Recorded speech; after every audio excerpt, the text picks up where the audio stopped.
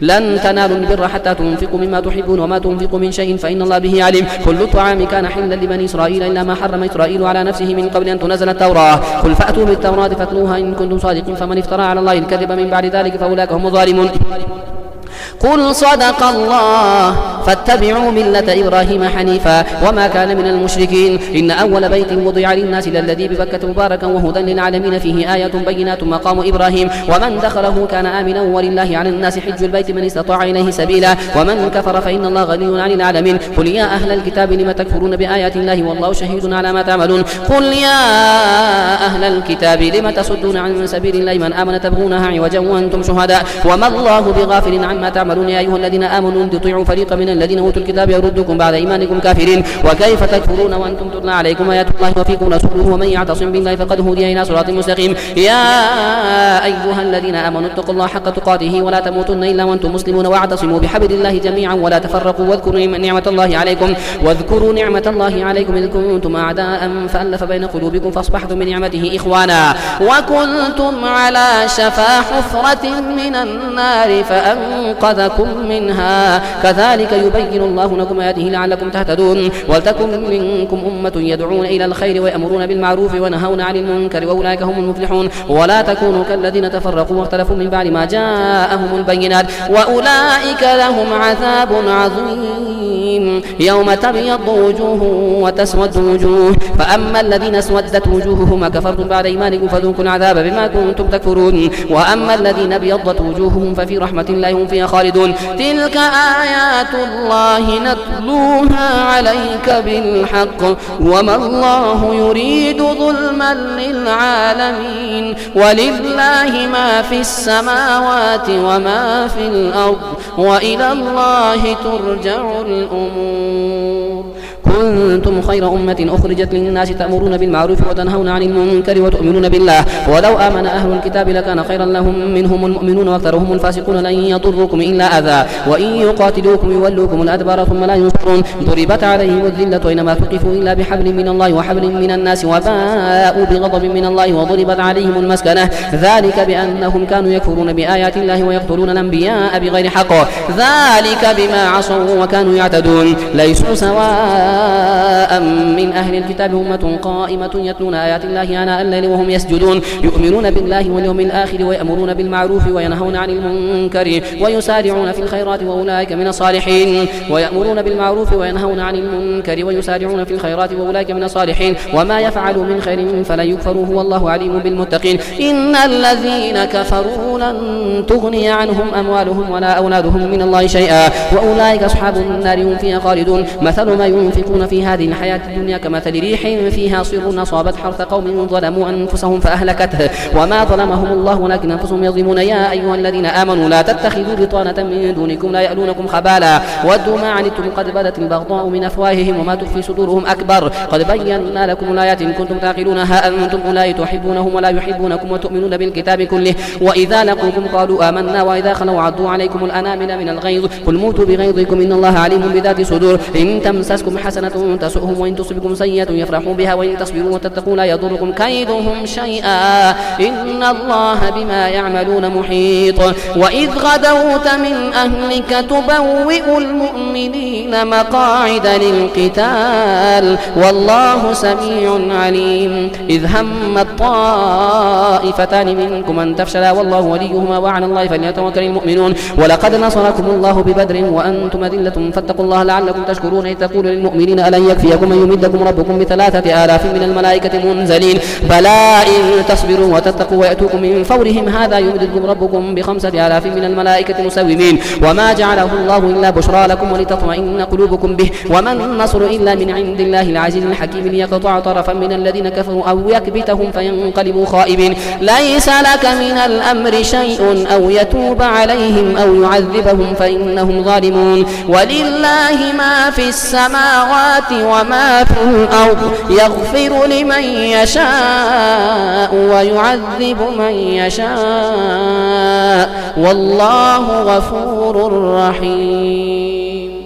يا أيها الذين آمنوا لا تأكلوا الربا أضعافا مضاعفة واتقوا الله لعلكم تفلحون واتقوا النار التي أعدت للكافرين وأطيعوا الله والرسول لعلكم ترحمون وسارعوا إلى مغفرة من ربكم وجنة عرضها السماوات والأرض أعدت للمتقين الذين ينفقون في السراء والضراء والكاظمين الغيظ والعافين عن الناس والله يحب المحسنين والذين إذا فعلوا فاحشة أو ظلموا أنفسهم ذكروا الله فاستغفروا لذنوبهم ومن يغفر الذنوب إلا الله ولم يصروا على ما فعلوا وهم يعلمون أولئك جزاؤهم مغفرة من ربهم وجنات تجري من تحتها الأنهار خالدين فيها ونعم أجر العاملين قد خلت من قبلكم سنن فسيروا في الأرض فانظروا كيف كان عاقبة المكذبين هذا بيان للناس وهدى وموعظة للمتقين ولا تهنوا ولا تحزنوا وأنتم الأعلون إن كنتم مؤمنين إن يمسسكم قرح فقد مس القوم قرح مثله وتلك الأيام نداولها بين الناس وليعلم الله الذين آمنوا ويتخذ منكم شهداء والله لا يحب الظالمين وليمحص الله الذين آمنوا ويمحق الكافرين أم حسبتم أن تدخلوا الجنة ولما يعلم الله الذين جاهدوا منكم ويعلم الصابرين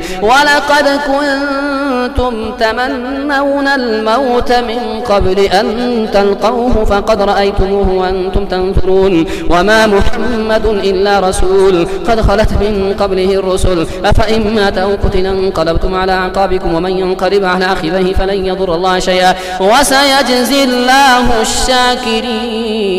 وما كان لنفس أن تموت إلا بإذن الله كتابا مؤجلا ومن يريد ثواب الدنيا نؤته منها ومن يريد ثواب الآخرة نؤته منها وسنجزي الشاكرين وكأي من نبي قاتل معه ربيون كثير فما وهنوا لما أصابهم في سبيل الله وما ضعفوا وما استكانوا والله يحب الصابرين وما كان قولهم إلا أن قالوا ربنا اغفر لنا ذنوبنا وإسرافنا في أمرنا وثبت أقدامنا وانصرنا على القوم الكافرين فآتاهم الله ثواب الدنيا وحسن ثواب الآخرة والله يحب المحسنين يا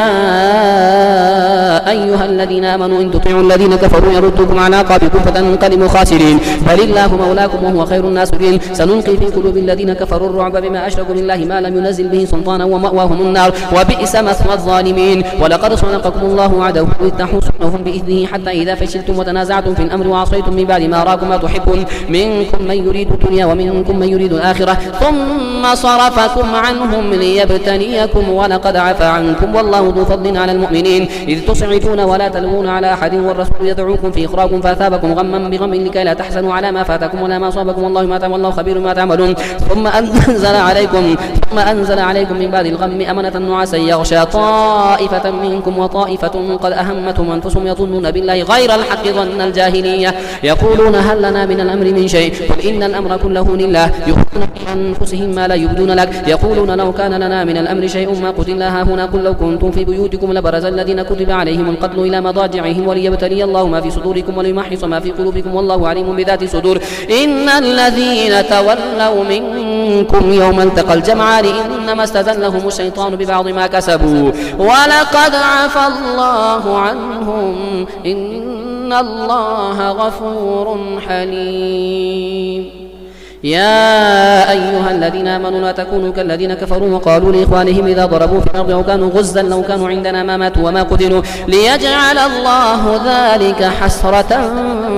في قلوبهم والله يحيي ويميت والله بما تعملون بصير ولئن قتلتم في سبيل الله ومتم لمغفرة من الله ورحمة خير مما يجمعون ولئن متم أو قتلتم لإلى الله تحشرون فبما رحمة من الله لنت لهم ولو كنت فظا غليظ القلب لانفضوا من حولك فاعف عنهم واستغفر لهم وشاورهم في الأمر فإذا عزمت فتوكل على الله إن الله يحب المتوكلين إن ينصركم الله فلا غالب لكم وإن يخذلكم فمن ذا الذي ينصركم من بعده وعلى الله فليتوكل المؤمنون وما كان لنبي أن يغل ومن يغل يأتي بما غل يوم القيامة ثم توفى كل نفس ما كسبت وهم لا يظلمون أفمن اتبع رضوان الله كمن باء بسخط من الله ومأواه جهنم وبئس المصير هم درجات عند الله والله بصير بما يعملون لقد من الله على المؤمنين إذ بعث فيهم رسولا من أنفسهم يتلو عليهم آياته ويزكيهم ويعلمهم الكتاب والحكمة وإن كانوا من قبل لفي ضلال مبين أولما أصابتكم مصيبة قد أصبتم مثليها قلتم أن هذا قل هو من عند أنفسكم إن الله على كل شيء قدير وما أصابكم يوم التقى التقى الجمعان فبإذن الله وليعلم المؤمنين وليعلم الذين نافقوا. وقيل لهم تعالوا قاتلوا في سبيل الله أو ادفعوا قالوا لو نعلم قتالا لاتبعناكم هم للكفر يومئذ أقرب منهم للإيمان يقولون بأفواههم ما ليس في قلوبهم والله أعلم بما يكتمون. الذين قالوا لإخوانهم وقعدوا لو أطاعونا ما قتلوا قل فادرءوا عن أنفسكم الموت إن كنتم صادقين ولا تحسبن الذين قتلوا في سبيل الله أمواتا بل أحياء عند ربهم يرزقون فرحين بما آتاهم الله من فضله ويستبشرون بالذين لم يلحقوا بهم من خلفهم ألا خوف عليهم ولا هم يحزنون يستبشرون بنعمة من الله وفضل وأن الله لا يضيع أجر المؤمنين الذين استجابوا لله والرسول من بعد ما أصابهم القرح للذين أحسنوا منهم واتقوا أجر عظيم. الذين قال لهم الناس إن الناس قد جمعوا لكم فاخشوهم فزادهم إيمانا وقالوا حسبنا الله ونعم الوكيل فانقلبوا بنعمة من الله وفضل لم يمسسهم سوء واتبعوا رضوان الله والله ذو فضل عظيم. إنما ذلكم الشيطان يخوف أولياءه فلا تخافوهم وخافون إن كنتم مؤمنين ولا يحزنك الذين يسارعون في الكفر إنهم لن يضروا الله شيئا يريد الله ألا يجعل لهم حظا في الآخرة ولهم عذاب عظيم. إن الذين اشتروا الكفر بالإيمان لن يضروا الله شيئا ولهم عذاب أليم. ولا يحسبن الذين كفروا أنما نملي لهم خير لأنفسهم إنما نملي لهم ليزدادوا إثما ولهم عذاب مهين. ما كان الله ليذر المؤمنين على ما أنتم عليه حتى يميز الخبيث من الطيب وما كان الله ليطلعكم على الغيب ولكن الله يجتبي من رسله من يشاء فآمنوا بالله ورسله وإن تؤمنوا وتتقوا فلكم أجر عظيم. ولا يحسبن الذين يبخلون بما آتاهم الله من فضله هو خيرا لهم بل هو شر لهم سيطوقون ما بخلوا به يوم القيامة ولله ميراث السماوات والأرض والله بما تعملون خبير. لقد سمع الله قول الذين قالوا إن الله فقير ونحن أغنياء سنكتب ما قالوا وقتلهم الأنبياء بغير حق ونقول ذوقوا عذاب الحريق ذلك بما قدمت أيديكم وأن الله ليس بظلام للعبيد. الذين قالوا إن الله عاهد إلينا ألا نؤمن لرسول حتى يأتينا بقربان تأكله النار قل قد جاءكم رسل من قبل بالبينات وبالذي قلتم فلم قتلتموهم إن كنتم صادقين فإن كذبوك فقد كذب رسل من قبلك جاءوا بالبينات والزبر والكتاب المنير كل نفس ذائقة الموت وإنما توفون أجوركم يوم القيامة فمن زحزح عن النار وادخل الجنة فقد فاز وما الحياة الدنيا إلا متاع الغرور. لتبلون في أموالكم وأنفسكم ولتسمعن من الذين أوتوا الكتاب من قبلكم ومن الذين أشركوا أذى كثيرا وإن تصبروا وتتقوا فإن ذلك من عزم الأمور. وإذ أخذ الله ميثاق الذين أوتوا الكتاب لتبيننه للناس ولا تكتمونه فنبذوه وراء ظهورهم واشتروا به ثمنا قليلا فبئس ما يشترون. لا تحسبن الذين يفرحون بما أتوا ويحبون أن يحمدوا بما لم يفعلوا فلا تحسبنهم بمفازة من العذاب ولهم عذاب أليم. ولله ملك السماوات والأرض والله على كل شيء قدير. إن في خلق السماوات والأرض واختلاف الليل والنهار لآيات لأولي الألباب الذين يذكرون الله قياما وقعودا وعلى جنوبهم ويتفكرون في خلق السماوات والأرض ربنا ما خلقت هذا باطلا سبحانك فقنا عذاب النار ربنا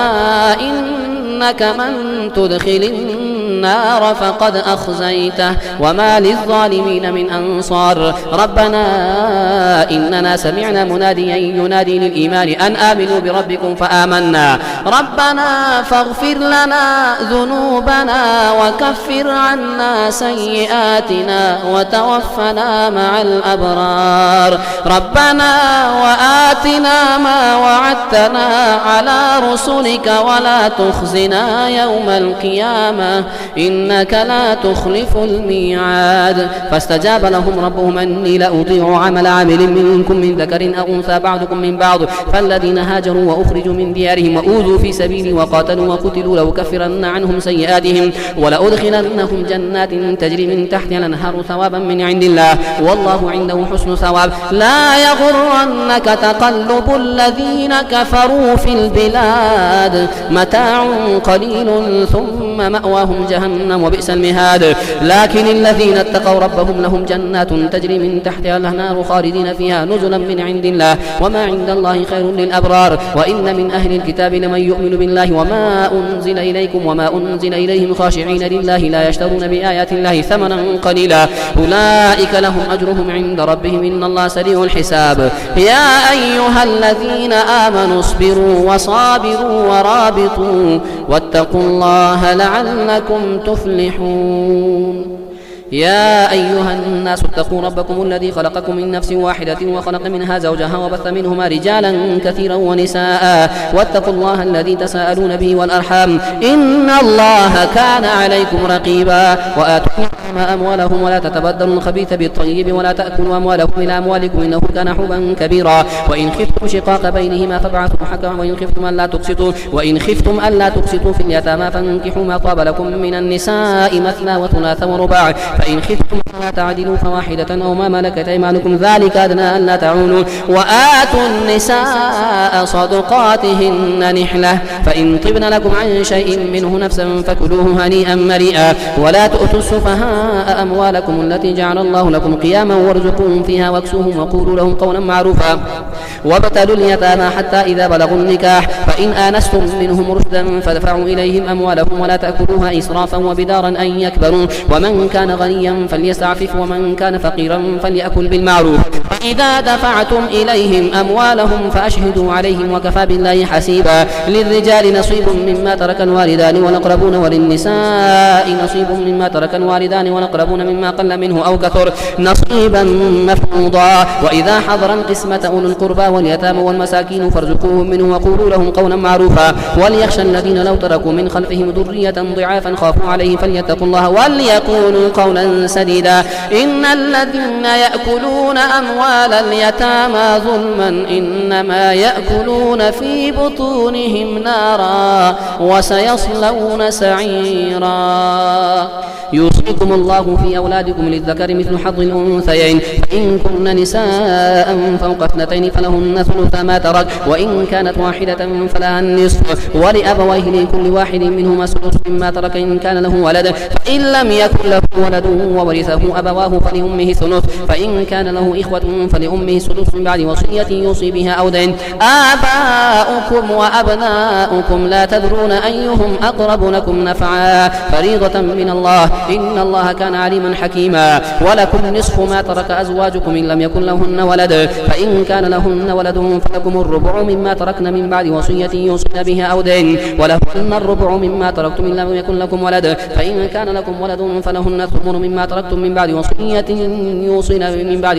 يوصين بها أو دين ولهن الربع مما تركتم إن لم يكن لكم ولد فإن كان لكم ولد فلهن الثمن ما تركتم من بعد وصية توصون بها أو دين. وإن كان رجل يورث كلالة أو امرأة وله أخ أو أخت فلكل واحد منهما السدس فإن كانوا أكثر من ذلك فهم شركاء في الثلث من بعد وصية يوصى بها أو دين غير مضار وصية من الله والله عليم حليم. تلك حدود الله ومن يطع الله ورسوله يدخله جنات تجري من تحتها الأنهار خالدين فيها وذلك الفوز العظيم. ومن يعص الله ورسوله ويتعد حدوده يدخله نارا خالدا فيها وله عذاب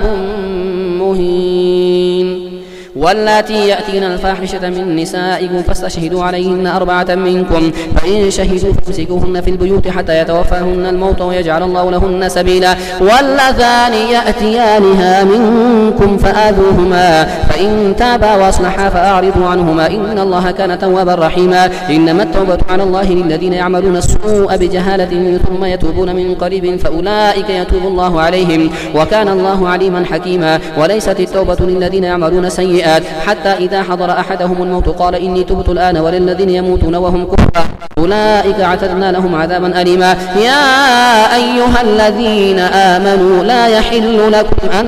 ترثوا النساء كرها ولا تعدلوهن لتذهبوا ببعض ما آتيتموهن إلا أن يأتين بفاحشة مبينة وعاشروهن بالمعروف فإن كرهتموهن فعسى أن تكرهوا شيئا ويجعل الله فيه خيرا كثيرا. وإن أردتم استبدال زوج مكان زوج وآتيتم إحداهن قنطارا فلا تأخذوا منه شيئا أتأخذونه بهتانا وإثما مبينا. وكيف تأخذونه وقد أفضى بعضكم إلى بعض وأخذن منكم ميثاقا غليظا ولا تنكحوا ما نكح آباؤكم من النساء إلا ما قد سلف إنه كان فاحشة ومقتا وساء سبيلا. حرمت عليكم أمهاتكم وبناتكم وأخواتكم وعماتكم وخالاتكم وبنات الأخ وبنات الأخت وأمهاتكم